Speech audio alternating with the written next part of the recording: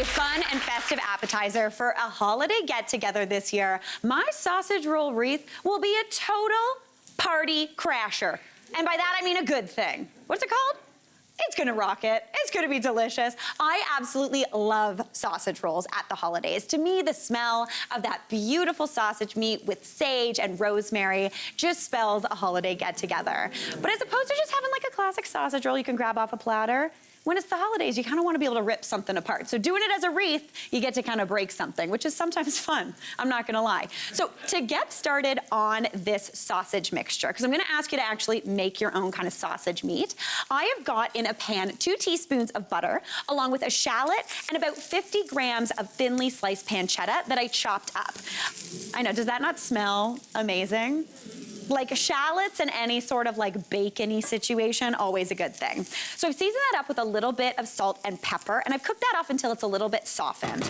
That's looking absolutely beautiful. Now, to start bringing the holiday vibes, I'm gonna deglaze this pan with about a tablespoon of brandy. Because brandy is my go-to holiday liqueur anytime I'm adding it into something. If you wanted, you could use a little bit of white wine. You could also just leave it out, but like, a little bit of holiday magic. It immediately somehow smells like France. We've got Italy in this pan. Oh, that is some liquor-y steam, let me tell you.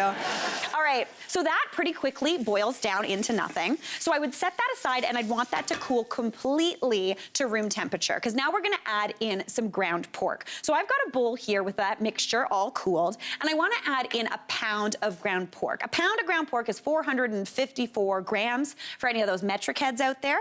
I'm just gonna toss that on in. And then to season this up a little bit, I'm gonna add in 2 cloves of garlic that I've minced up. So toss that baby right on in. And as you see, I cooked the shallot, so it's gonna give that nice sweet oniony flavor, but I'm keeping the garlic raw because it's gonna be a little bit punchy. In my boat, if you're inviting people over for a holiday to do, you know them well enough to give them garlic breath. So it's gonna be okay. Now into there, I'm also gonna add in about a tablespoon of chopped sage, and then about 2 teaspoons of chopped rosemary. Now, rosemary I find a little bit stronger than sage, so this is the ratio I typically do. But if you love rosemary or maybe only have it, feel free to bump it up a little bit. That is looking great. Now, into there, I'm also gonna season that with about a half a teaspoon of some smoked paprika. So in there, we've got that sweet kind of pancetta Italian bacon vibe. We've got that ground pork. And then to me, smoked paprika gives a little bit of like a bacon-y vibe. That smokiness is gonna bring a little bit more deliciousness into here. So again, about a half a teaspoon of that goes in. And then to bind everything together, I need a 1/4 cup of breadcrumbs. Now I'm just using plain breadcrumbs, those ones you get in that like weird little tub in the bakery section. You definitely have one in the back of your pantry, I can tell you that much. If you've got seasoned, that's totally cool. So just add that on in. And then you wanna give this a good mix together. Now, I'm a 2-fork girl whenever I'm mixing ground meat, because I like to kind of just get in there and kind of like, almost toss it up a little bit like a salad. That sounds weird when you're talking about ground meat, but that's how I like to do it. Because I find sometimes if I get in there with my hands too much, I tend to work it a bit too much and it gets a little bit tough, and we don't want that. So this is looking good to me. Again, we got those shallots in there, that pancetta, that's looking absolutely beautiful. All right, so that's your sausage meat done. Now, to build this into a sausage roll, I do need an egg wash. So for an egg wash, I got 1 egg, pop it into a bowl, and into there, I'm gonna add in just a little splash of water. You could also do milk if you wanted to. And don't worry, I am gonna cook this egg wash, so I'm gonna use this fork, but it's all good. It's all going into the oven. Give that a whisk up. And that is my beautiful egg wash all done. Now, for the pastry, I've asked you to make sausage. I'm not asking you to make puff pastry. Nobody has time for that this time of year. So I've just got a roll of frozen puff pastry that I defrosted or thawed in the fridge overnight. And you just wanna unroll that baby. And then essentially, you just wanna get a knife, cut that in half, and then you want this to be basically one long rectangle. So use a little bit of that egg wash to just glue both sides together. Give that a little bit of a press just to hold. Feeling good. Now, for extra flavor, I am gonna add a strip of some Dijon mustard right down the center. So just get a little bit and just paint it. This is where you get to go to art class in the kitchen, which is always good. This is gonna give a little bit of brightness into these sausage rolls, looking absolutely beautiful. Now on top of there, just grab that sausage meat, and you can use your hands or an ice cream scoop, and just kind of mound that along that mustard line. So we've got this beautiful sausage mixture that we made on store-bought puff pastry, because I'm never gonna ask you to make puff pastry. And I've got that right down a strip on top of some Dijon mustard. So now essentially I just wanna roll this up into one big sausage roll. So I'm gonna put a little bit of that egg wash right along the edge here. And egg wash, for lack of a better term, is essentially food glue. It just sticks everything together. That little bit of protein in there makes it absolutely perfect. So I'm just gonna roll that over and on top. And the trick with puff pastry is you do wanna keep it nice and cold. So you just wanna seal that together, looking beautiful. Right now, it just looks like a tube. So not that exciting. But this is where we turn it into a sausage roll wreath. If you wanted to, you could just do this as sausage rolls and cut it. But what I like to do is just grab a knife and cut every about, I would say 2 inches or so, just almost all the way through that pastry, leaving a little bit of a hinge on one side. So this is gonna give a little bit of room for this to kind of like expand around into a wreath shape. Now this is the only tricky part, is getting this baby. Okay, here we go. 1, 2, 3, wait. 1, 2, 3. Okay, there we go. Not bad, not bad, not bad. And then essentially, you just form this into a nice little round wreath, which is looking, you know, she's had better days, but like whose wreath hasn't? Put a little bit of an egg wash all over the top of this puff pastry. That's gonna increase the golden brown power. And then I'm just gonna pop this into my oven at 400 degrees on the bottom rack, because that's gonna make sure we get a nice crispy bottom. And that is only gonna take about 25 minutes or until that sausage is beautifully cooked through. And then you end up, through the magic of TV, with much cuter sausage roll wreath. Look at this little baby, like looking like an absolute dream. I'm just gonna transfer that. This is the magic of what I'm gonna do. Onto here, pull that parchment paper out. And if you really wanna amp this up, pop a little bow on there. I mean, how cute is that? For a little bit of a dipping sauce, I love to do a little bit of mayonnaise, about a 1/4 cup into a bowl, maybe 2 tablespoons of some Dijon mustard, a little bit of garlic, again, you know your friends. You're just gonna give them garlic breath. They're gonna get used to it. It's gonna be great. Add that in there. Little bit of smoked paprika and some lemon juice. Give that a mix up, and honestly, this is one of my go-to dipping sauces. It is so tasty. It just brightens everything up. Give that a stir. And the best part about a sausage roll wreath is that you can just add this right on into the center. And you've got the cutest little app. Absolute crowd pleaser, everybody.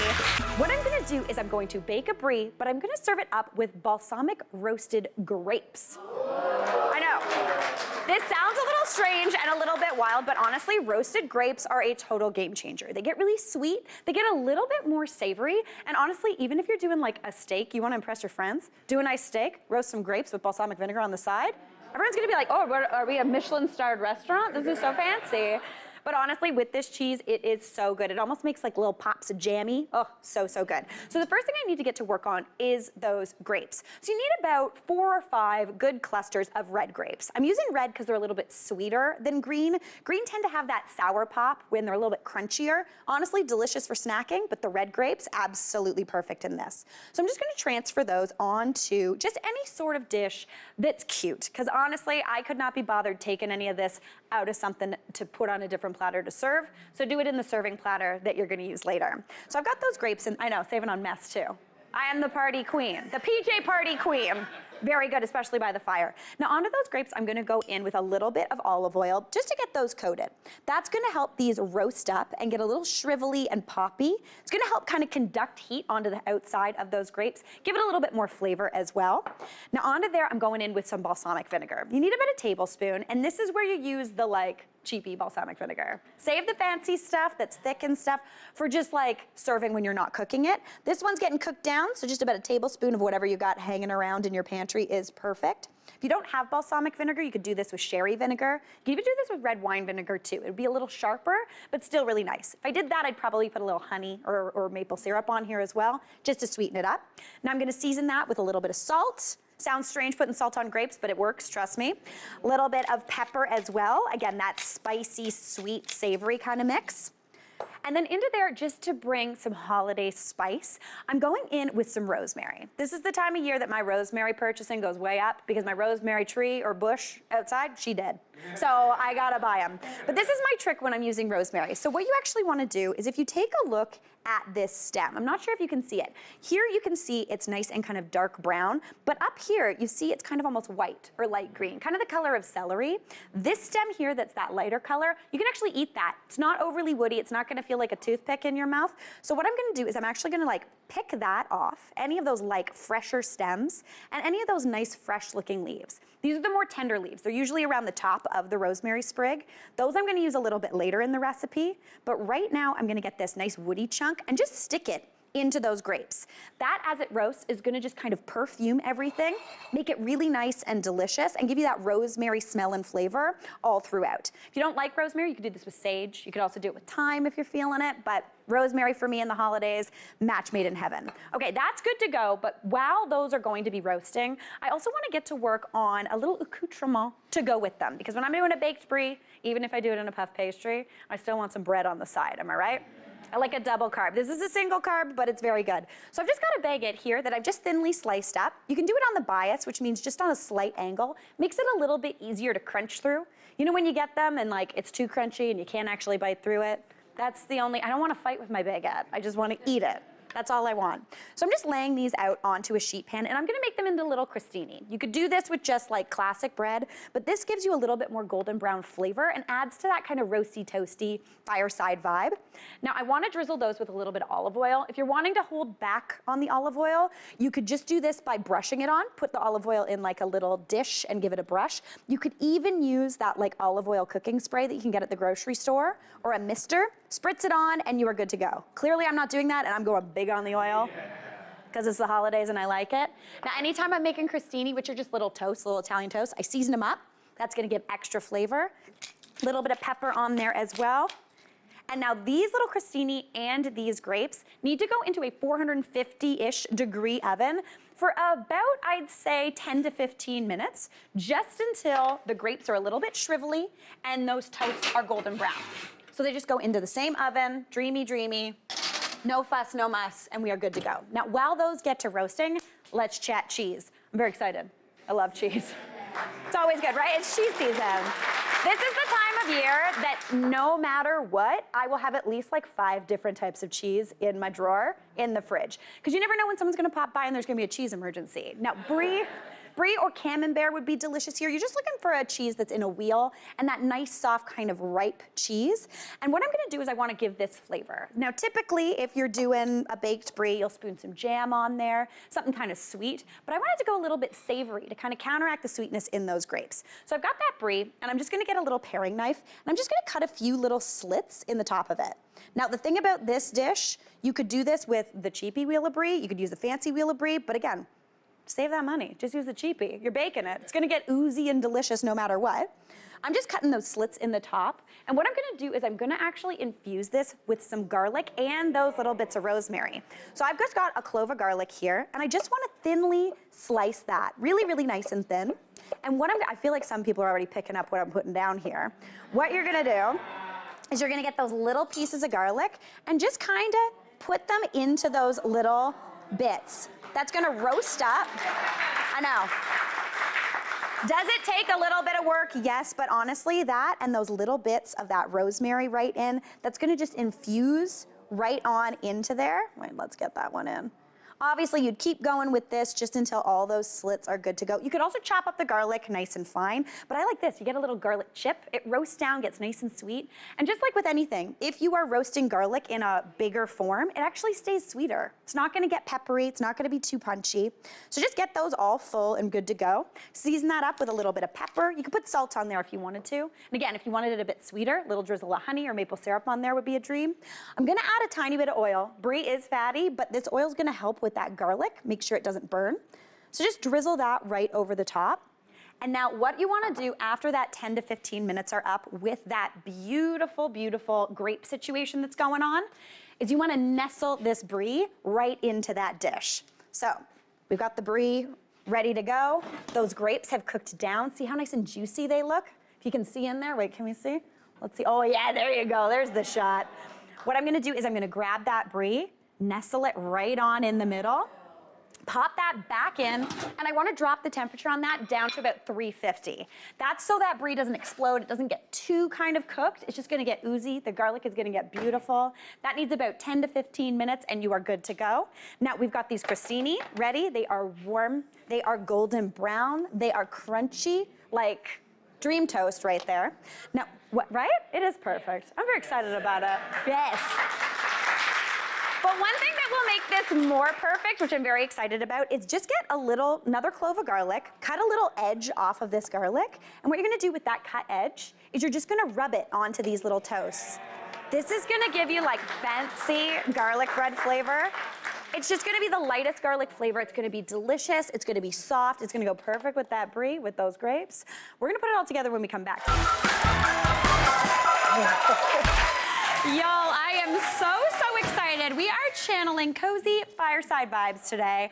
I'm in my PJs and I'm making one of my absolute faves, baked Brie with balsamic roasted grapes. Can you even deal with how good this looks? Like, get out of here. Honestly, it's such a stunner. We've got that rosemary, the garlic is infusing that Brie, giving it a little bit more of a savory note. And then those roasted grapes are so good. Everyone is gonna be like, roasted grapes? I didn't know you could do that. What an absolute delight. It really brings another level of sweetness, a little bit more savory, and then that little tartness from the balsamic is absolutely out of control. Now, before the break, while we were making those, we also did these little crostini, which I then just brushed with a little bit of garlic. Just cut the edge off of a raw piece of garlic and just rub it onto those warm toasts. You could do this with toast of the toaster as well. It's absolutely beautiful. Just stack those all along the side. The best thing about crostini too is if you want to, you can make these well in advance. Honestly, just store them at room temperature in like a zip top bag and they'll keep. If they start to go a little stale, pop them in the oven again, they'll come back to life, don't worry.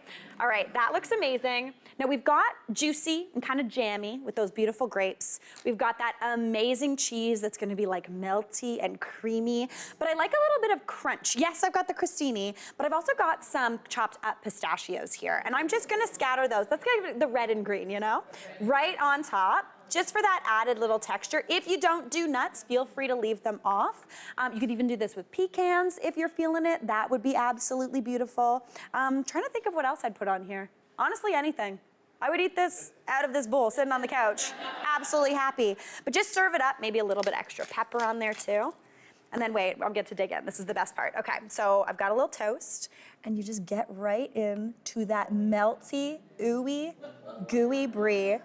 Oh, like look at that, right on top, right on top. And then, this is the best part, you get to eat with your fingers. The little cooked down grapes, they are juicy little bombs of jam. Just pop them right off, stick one on top. If you wanna be polite, you cut it in half, because it's gonna get a little water balloony, but let's give it a go, okay. You're probably already thinking of putting together a charcuterie board. Am I right? It's the perfect kind of like hands-free snack that your guests can like kind of entertain themselves with while you finish up dinner and you're like, get out of the kitchen. I got stuff to do. You know what I mean? But dollars to donuts, you are gonna have some leftover bits and bobs of just meats and cheeses at the end of the night. So why not do what I like to do and toss them into the ultimate comfort food and make my charcuterie board mac and cheese. How does that sound? I'm excited about this. This is my issue. This time of year, I always have just like little nuggets of cheese here and there, little bobs and ends of different varieties. So why not put all of those together into a delicious mac and cheese? I'm very excited about it. So we're gonna be using all of this up a little bit later. But the first thing we need to do, like with any good mac and cheese, is get to work on the pasta. So I have got a pot of boiling water here. And into there, ooh, she got a facial. Free facial, very nice. I'm gonna season that up with some salt. So I'm going in with a good amount of salt because you wanna season that water really well because basically it looks like a lot of salt, but don't worry, most of it's going down the drain. But that's gonna season those noodles as they cook. So speaking of noodles, I have got 350 grams of cavatappi. Cavatappi, also known as Scooby-Doo, is like super mac and cheese macaroni. It's like little corkscrews, do you know what I'm talking about? These little guys. They're very fun. They catch a lot of that sauce, really delish. You could use regular elbow macaroni or even shells would be beautiful. Rotini as well, but we're going Scooby-Doo because it's the season, you know? All right. Add that on into my boiling water, and I just want that to cook until it's almost cooked through. You want it a little bit toothy because we're gonna finish this mac in the oven, so it's gonna keep cooking in that heat. Now, I've got a pot here over about medium heat, and I'm gonna get to work on the sauce. Now, anytime I'm making a homemade mac and cheese, well, pretty much anytime, almost every time, you make a roux. So for that, we're gonna get started with 2 tablespoons of good old-fashioned butter. Now, you can use regular butter, unsalted, salted, whatever you've got hanging around. And if you wanted to make this without butter, for some reason, I don't know why, you could use oil, but why would you do that? Butter's delicious, it's so good. All right, I'm gonna let that butter cook down, and I'm gonna add in a little bit of flavoring. So the first thing I need is 2 cloves of garlic, minced right on into there. Now, I like mincing my garlic straight on in because my least favorite task in the kitchen is cleaning a cutting board that has been used for cutting garlic. You never get that smell out. It's just gonna smell like garlic forever. So I love rasping it right on into the pan I'm working with, because that way I don't have to clean up any of that garlic smell, gets it right on in, super easy. And I also hate chopping garlic, so we're good to go. Perfect. Add that on in, give that a little bit of a season, a little bit of salt, a little bit of some pepper. As you can see, that butter's starting to brown a little bit. You don't need it to brown, but it does taste delicious. Does it not smell amazing already in here? I'm very excited. Garlic and butter, what more could anybody want? Perfect. Now you just want that butter to toast for about 30 seconds just to kind of cook off some of that kind of spicy flavor.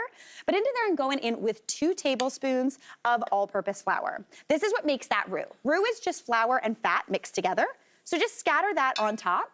This is a very simple recipe to remember. Basically, everything comes in 2s. 2 tablespoons of butter, 2 cloves of garlic, 2 tablespoons of flour. Give that a whisk in.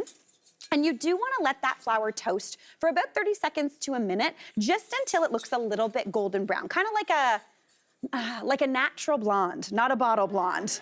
Do you know what I'm talking about? That's what you're looking for. All right, perfect. That is looking beautiful to me. That's just gonna take out that kind of raw garlic flavor. So now we're gonna add in our milk. And if you can guess it, it's 2 cups of milk. This is a very simple roux to remember, simple cream sauce. So we've got those 2 tablespoons of butter, 2 tablespoons of flour, and 2 cups of milk. Now I'm just gonna slowly start adding that in, because you wanna avoid lumps as much as possible. But if you get lumps, honestly, that's life, lumps happen. It's gonna be fine. They will cook out as you simmer this up, but that butter and flour mixture will thicken this milk and make it nice and creamy. So the funny thing about a cream sauce is it doesn't actually really have cream in it. It's just milk, butter, and flour.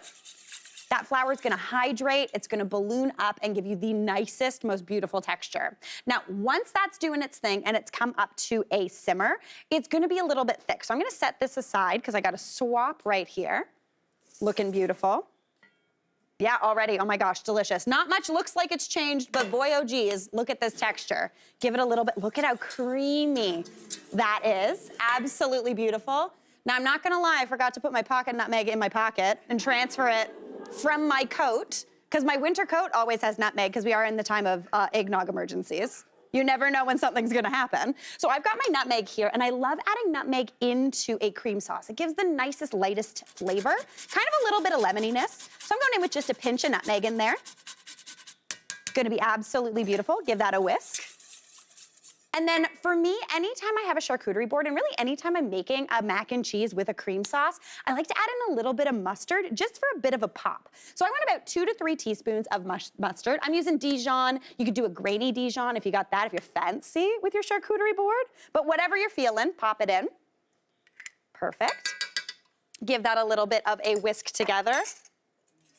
And now we get to talk cheese, my very favorite ingredient, especially when you're making mac and cheese. Now, with that charcuterie board and that cheese board, we've got so many different varieties. We've got some, honestly, good old-fashioned marble, never hurt anybody. Cube that up, put it on your board, everyone's gonna be happy. We've got a little bit of fontina for some stretch, chunks of brie, little bit of, I think this is Emmental. Let's go type. Now it's Emmental, and then I think something smoky right here. But really, whatever cheese you have, grate it up, cube it up. You need about 2 cups, maybe 2 and a half. And I'm just gonna add that right on into that beautiful cream sauce. That's gonna melt together, give you the most beautiful texture. Give that a stir.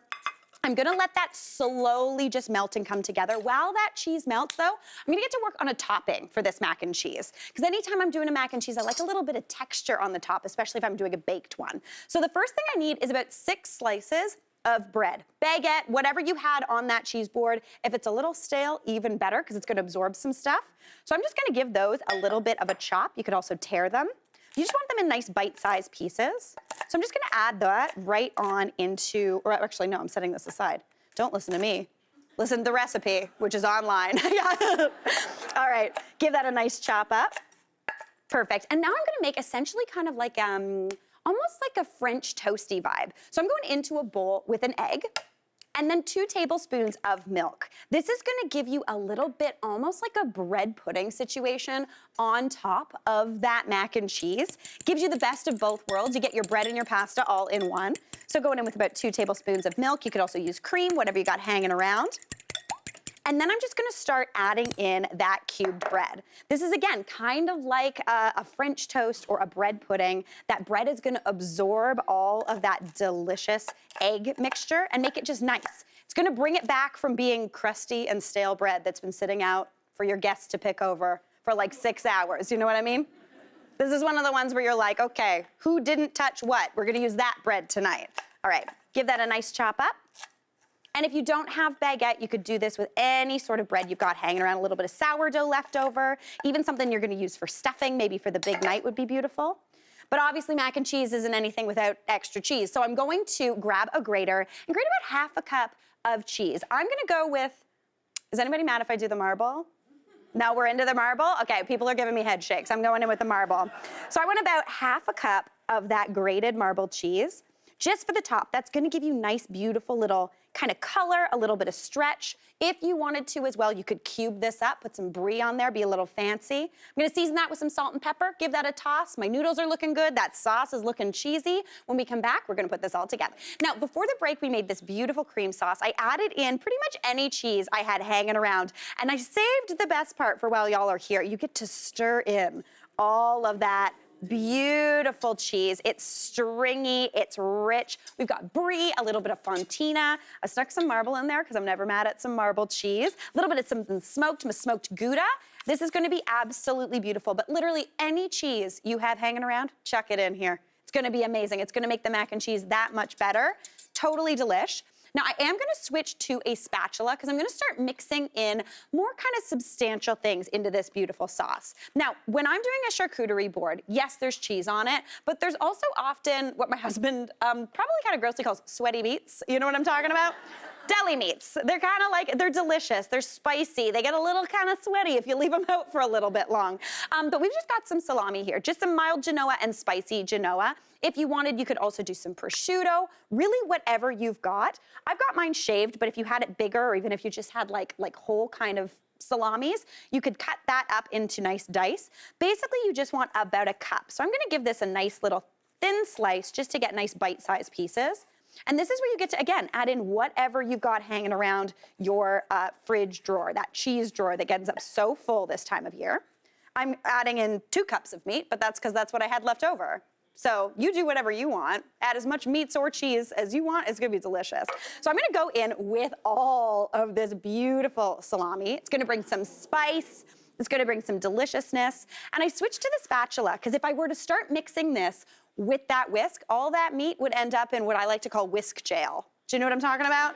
And it's all on the inside, and then you're trying to get it out. No whisk gel today. So just switch to a spatula or a wooden spoon, and you're good to go. Now I'm gonna add in those noodles. We cooked up about 350 grams of cavatappi, also known as Scooby-Doo, but whatever short noodle you like will be perfect. I'm gonna add that right on into the pot as well. And then anytime I have a charcuterie board, I also have something kind of pickly on there, whether it's like a pickled onion or just a classic pickle. I have got some gherkins here, but anything you've got, pickled onion, a little bit of, oh gosh, what else would we put on a charcuterie board? Obviously pickles, a little bit more mustard, olives, nicely done everybody. That's the one I was forgetting. Olives would be beautiful in here. Just chop them up, make sure there's no pits, but I'm going in with these gherkins.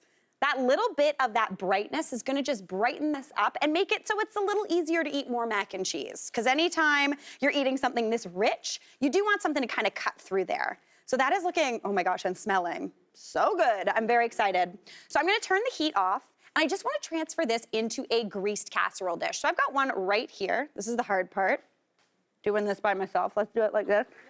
Okay, And you just dump it right on in. 1 second. Did I ruin my microphone? Could everyone hear me?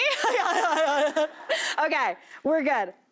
Perfect. I did not think this through clearly. I'm strong, but not this strong.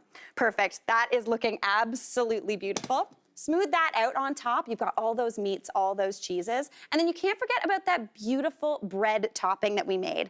All of that egg and milk mixture has been absorbed by this bread. So that's gonna go right on top and just act as like kind of a crispy crunch right on top of here. This is kind of like an homage to my mom's mac and cheese that she makes where she crushes up butter crackers and puts it on there. But if you don't have butter crackers, just any sort of bread you got hanging around, pop it on and you are good to go. Now this needs to go into a 425-degree oven for about 20 to 25 minutes, just until it is golden brown, it's looking beautiful, that cheese has melted. Even if you got those kind of like big nuggets of cheese in there, they're just little kind of like cannonballs of cheese, and you end up with something that looks like this. I am thrilled to the gills about that little number. You can add more cheese on anything you've got hanging around. This is the thing, this time of year, when it's the holidays, I hate leftovers. That's my biggest stress, is how do I get rid of all these little bits and bobs that are hanging around? This mac and cheese is going to be a total lifesaver for you. I'm gonna go in and eat a sneak, oh, look at that cheese. See, that is like a picture perfect moment right there. Let's give it a taste, okay. That is delicious. We're making two of my very favorite things, and that is shrimp cocktail and dips. Listen, we had a rule in my house growing up, and if there was like a shrimp ring, my brother and I were not allowed to go near it until everyone had had one, because we would just stand next to it and eat all of the shrimp. So this is like adult Mary getting to live that childhood dream, and I can eat as many shrimp as I want, because I'm an adult now, which is very exciting. So the first thing I wanna do is show you how to cook up some beautiful shrimp. It totally makes a difference. Yes, a frozen shrimp cocktail is always good, but cooking them yourselves gives you so much flavor. So to build that flavor, I've got 4 cups of water in this pot, and that's come to a boil. Now, 4 cups is important because we're actually gonna season that water, and that's what's gonna season those shrimp. So this is how you get the nice, like, seasoning ratio in there. So the first thing I need, stay with me, is 3 tablespoons of salt. But don't worry, most of that salt going down the drain. It's not going into those shrimp. That's just gonna season them, because as they cook, just a little bit of that water is gonna get kind of absorbed into there. So 3 tablespoons of salt go right on into there.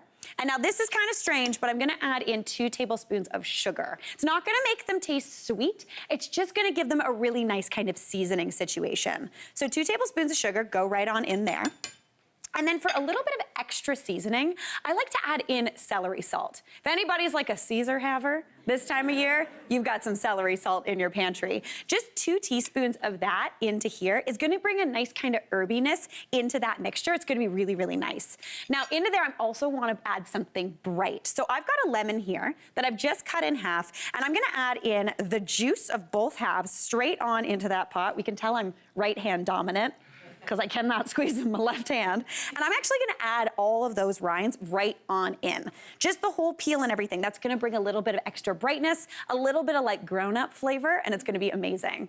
Now, for the shrimp, I've got 450 grams of shell-on, deveined shrimp. And I like to buy what is on the package as 21 to 25. That's actually telling you the size of the shrimp. So essentially, you're gonna get around 21 to 25 shrimp per pound. So that's a perfect size for shrimp cocktail. That's like, when you see ones that's like 46, those are the little baby shrimp.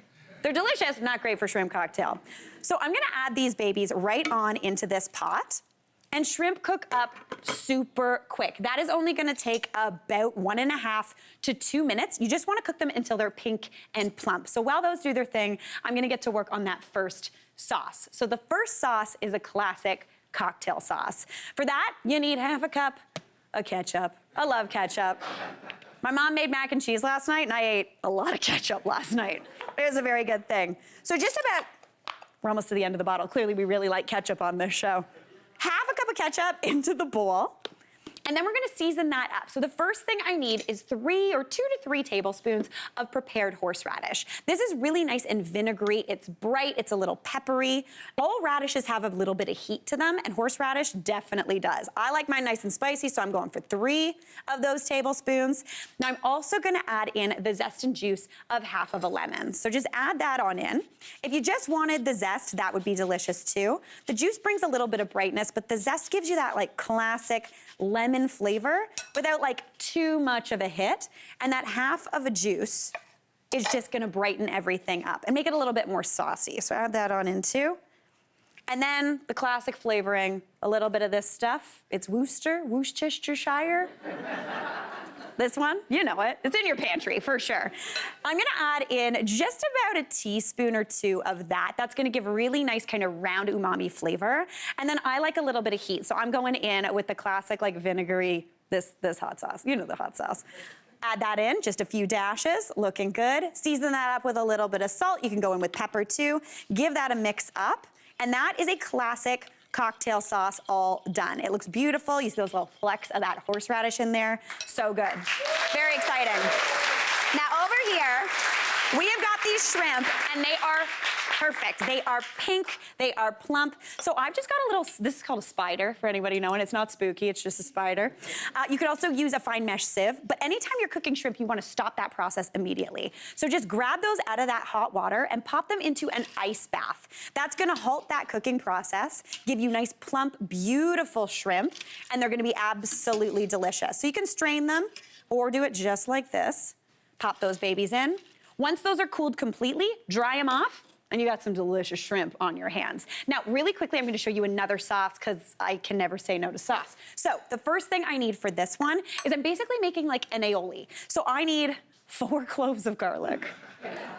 We're inviting good friends over, so you're allowed to give them raw garlic, because you're cool if they got garlic breath. Now into there, I'm also gonna add in the juice of half of a lemon, so the other half of that lemon is perfect.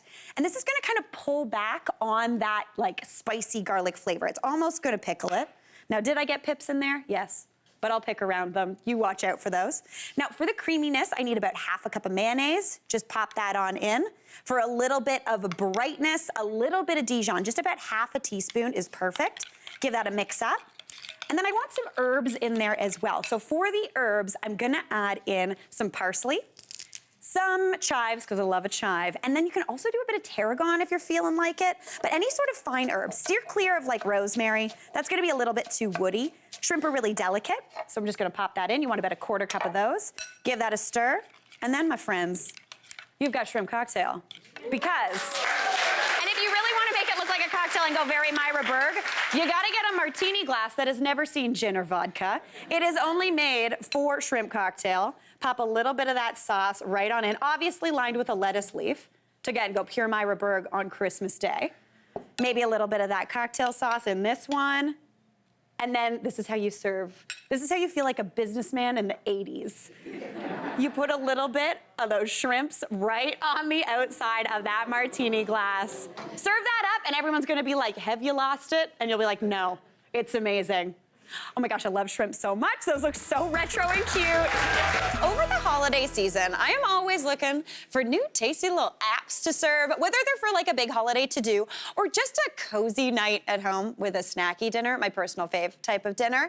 Now, while I celebrate Christmas at home, December 25th is also the start of Hanukkah this year. So I wanted to show you a recipe that's not only great for a party app, but it's also a little bit of a spin-on / celebration of a Hanukkah classic. We are making my sweet potato pancakes, kind of sort of like a sweet potato latke. Yes, I'm very excited about this. Listen, I love a potato. I'm in my potato era. I'll eat it any which way I can get it. But we're gonna do sweet potatoes today. Now, typically latkes are made with like just a regular white potato. You grate them, you need to drain them and squeeze out a lot of moisture because they are a wetter vegetable. I find sweet potatoes, while they do bake up typically more moist, they're nice and dry. They also have more sugar in them, so they go golden and crispier, which is an absolute delight. So I've got one sweet potato that I've just grated into this bowl, and I've got got my second here, and I'm just using the large side of a box grater, and I'm just running that down. Now, if you were making a bunch of these, I would definitely use, if you have a food, I'm gonna move this knife because that's gonna keep clanking around everywhere. You could definitely use the grating attachment on your food processor. That would be perfect. Now, I've peeled my sweet potato. You do not have to if you just wanna give it a good scrub. That is good to go. I'm not gonna lie, my least favorite job in the kitchen is grating things on a box grater. It's the scariest thing that I do in the kitchen because you're always like, oh gosh, how close are you gonna get? And with the potato, it's not like cheese where you get to eat like this much cheese because you're now too scared to go any closer. You know what I'm talking about? So you would just keep grating that until you've got all of that potato done and ready to go. And I'm just gonna transfer that on into that bowl with the rest of that sweet potato. Now, sweet potato, like a regular potato, does start to oxidize relatively quickly, so it might start turning brown, but that's okay. Still gonna be good to eat, just let it do its thing. Now, on the show, and at home, I obviously use a lot of onions in my cooking. For this recipe, I'm gonna use one red onion. You could also do a white onion or a yellow onion, that would be perfect. But I wanna chat a little bit about slicing onions and the drawbacks of that and kind of how I do it. So despite the fact that I've never done it on this show, knock on wood, typically cutting onions makes me cry at home. I'm a weeper, it's happening. But the thing when you are cutting an onion, if they're really fresh and punchy, that's when that kind of acid gets in your eyes and makes you a little bit teary. I've got a couple hacks for it. The first one is, if you want, you look a little wild. When you're cutting, if they start to make you cry, pop your head in the fridge or the freezer, or if it's a little cold outside, go outside. The cold, I know this sounds wild, but the cold makes it so you're gonna stop crying. It somehow makes it work. Or you can do what I do and get something that I like to call onion goggles. I've got them right here. You're gonna look like the coolest person in the world. What a thrill. They've got these spongy things around the glasses. I feel like I look like Guy Fieri. Are we ready to see this? Very cool. I'm not joking. This is literally what I look like at home when I'm prepping vegetables. My husband, he's like, what a treat. What a delight. This is my beautiful wife, looking like Guy Fieri. But when you are, we're now serious. We're talking about how to chop an onion now. But what I'm gonna do is I'm gonna talk to you about how I actually like to thinly slice my onion. Typically during commercial breaks, you guys will find out, I like to go chat with the audience, see what's up, ask some questions, you know, do that stuff. But sometimes people will have questions about cooking. So recently, some people were asking me how you actually chop an onion. Like, how do you hold your knife? How do you do it? So if you're using a chef's knife or any sort of big knife, you actually kind of want to pinch it right here where that metal reaches the handle. And then that's kind of going to give you a good balance. It's kind of even on both sides. Then you just grip, but basically this isn't doing a lot. These two fingers are doing most of the gripping. Now, when I was talking to people about how they actually chop those onions, they usually do this. I took some practice to figure out how to do this. A lot of people, I realized, like to cut on the backslide. So they keep their tip of their knife down, which is good, but they cut kind of like this. Do not do that. That is not the correct and efficient way to chop an onion. What you actually wanna do is you wanna keep the tip of the knife down, but what you wanna do is you wanna cut on the push when you're going away from yourself. Cutting towards you, it's not very efficient. You don't have as much strength coming this way. So what you wanna do is keep that tip of that knife down, pull back, touch the onion, push down and push forward. So you just rock that. The tip of your knife never really leaves the board. Guys, this is so good. And just keep going until you get through that beautiful onion. Pop it on its side. And see, you can go faster. Basically what you're looking for is almost like, if you think about your arm like a train wheel, you're kind of moving the train backwards, if that makes any sense to anybody else. All right, so I've got that onion nice and sliced. I'm gonna slice up the other half as well. Makes it a lot easier. Obviously use these knuckles to kind of guide your knife. And I'm thinly slicing this. You can cut it even finer if you want, but I like those little hunks of onion. It kind of gives my latke or my potato pancake a little bit of like an onion ring vibe. So I'm gonna pop those on into my bowl, looking beautiful. I'm gonna switch out of these very fashionable glasses. So goodbye onion goggles. If you're just tuning in, these are not my new prescriptions, don't worry. And pop these back on. But now I wanna mix in the dry ingredients that are gonna bring everything together. So I'm going in, the first thing I'm using is about a quarter cup of panko. This is not at all traditional, but what the panko does, because the breadcrumbs are kind of bigger and chunkier, it's going to almost hold a little bit of room between the potatoes and the onions, making it so they don't get too dense. You know what I mean? Keeps them a little bit crispy too. Now, speaking of crisp, I'm also going in with 3 tablespoons of cornstarch. Cornstarch is the ultimate crisper. It does not give you any golden brown color, but it it gets crunchy. So I'm going in with 3 tablespoons of that. Perfect. And then you wanna go in with a tablespoon of all-purpose flour. That's gonna give you some golden brown, some beautiful, you are good to go. Pop that in. Season that up with some salt. You can add in some pepper if you want to as well. You could also do a little bit of garlic powder in here. That would be beautiful. I'm gonna give this a little bit of a toss just to combine, just to get everything kind of coated with that beautiful mixture, with that panko, with the cornstarch. Again, we're gonna get crispy pancakes. The sweetness of those beautiful sweet potatoes are gonna cook down and get golden and caramelized, but we need something to hold this together. So for that, I'm going in with 2 eggs. Ooh, but before I do that, I want some garlic. So I'm just gonna mince in a little bit of garlic. Classic, grab my rasp. I've got 2 cloves here, and I'm just gonna grate this right into the bowl. If you want, again, you could do garlic powder as opposed to fresh garlic. Fresh garlic's a little bit punchier, which is really nice. Tap that in. The second one, I love garlic this time of year. This is the time of year where you're only really inviting people over who you really like. So having garlic breath, not an issue. All right, perfect. Give that a mix, and then we're going in with those 2 eggs. Those eggs are just gonna hold and bind everything together. Give them a nice kind of structure. Oops, I got a shell in. Oh, I got a whole shell in. We're cooking for real here on the good stuff, folks. All right, second egg is going in as well. I just wanna get this nice and mixed together as well. So get those eggs kind of scrambling. It's not gonna feel like you have enough liquid in here, but this will hold everything together. If it's starting to feel a little dry, honestly, if you wanted to, you could add in a splash of water, but this should hold together. It's not supposed to be a batter. It's just supposed to be almost like a fritter consistency. So give that a mix. And then over here, I have got a pan over medium heat. Into there, I'm going in with a good amount of canola oil, because this is, again, a Hanukkah kind of tradition. And that celebration is all about the oil lasting longer than it's supposed to. So a little bit of neutral oil in here. By little, I mean a lot. You gotta fry when it's Hanukkah. So you want enough oil to kind of coat the bottom of that pan. Then you wanna go in with this beautiful mixture in just about a 1/4 cup worth. These are nice little mini kind of latkes. Pop that in, flatten it out a little.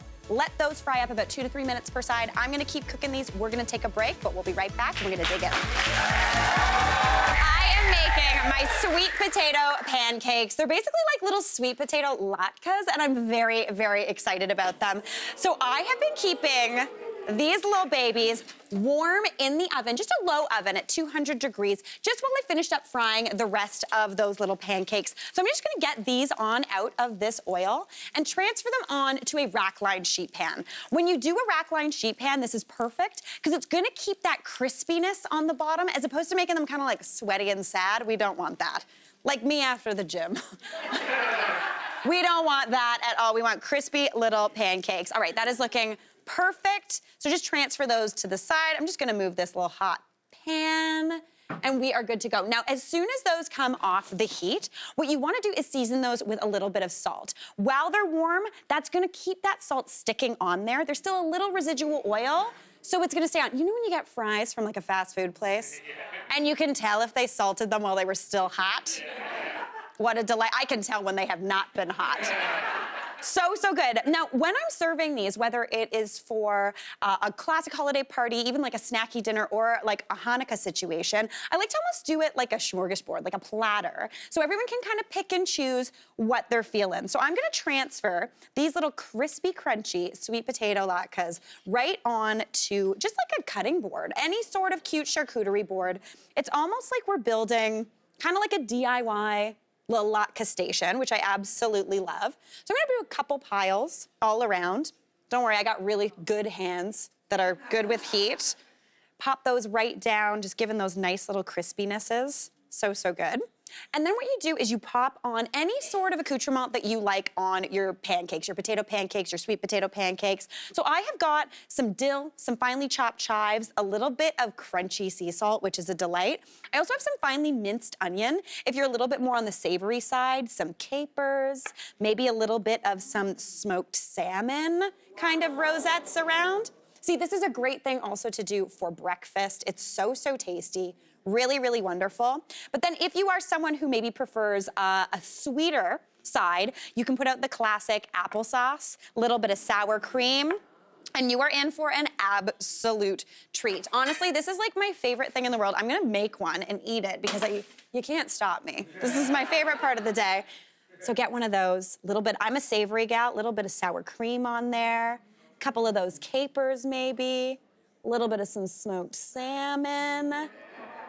And then, of course, I love a little bit of dill. Oh my gosh. You can put them together like this. Let your guests do it. It's absolutely beautiful. You can eat them in 1 bite or 2. I'm gonna go for 2. Don't worry, I'm being polite.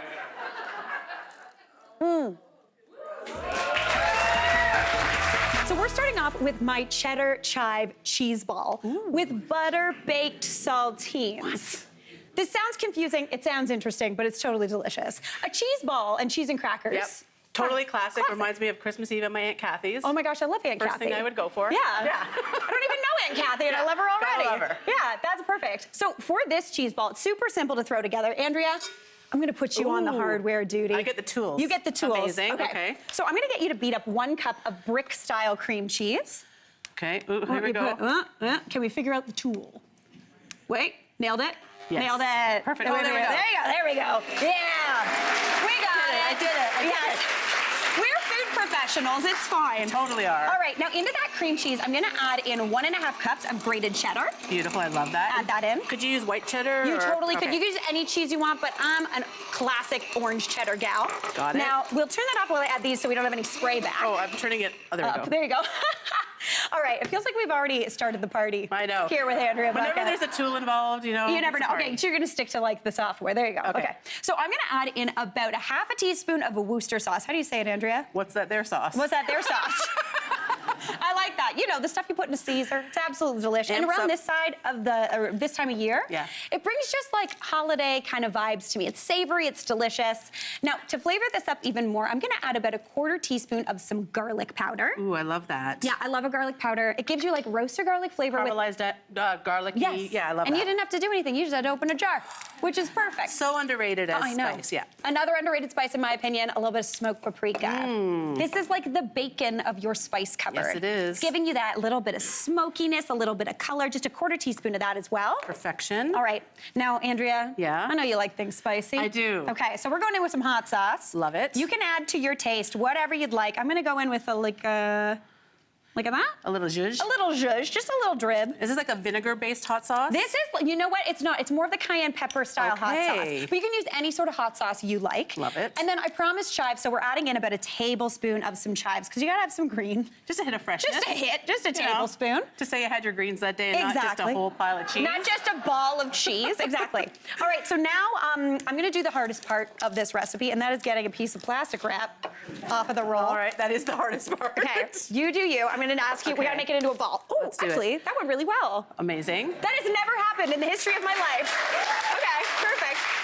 So we're just gonna transfer that cheese mixture onto this piece of plastic wrap. Now make sure you get it all. That's why we use one of these little rubber spatulas, right? 100%. You get every little bit. Or if Get you all don't the get it goodness. all, you can just eat it out of the bowl yourself. Okay, how are we which is gonna a do dream. this? Here, I'll use my, there you go. Oh, yeah. We'll do teamwork. We're on the same wavelength. We got this. Okay, so then at this point, you can form this into a classic cheese ball, or you can go a little bit festive. You're gonna go fancy on me, and do Mary? a little bit of a Christmas tree shape.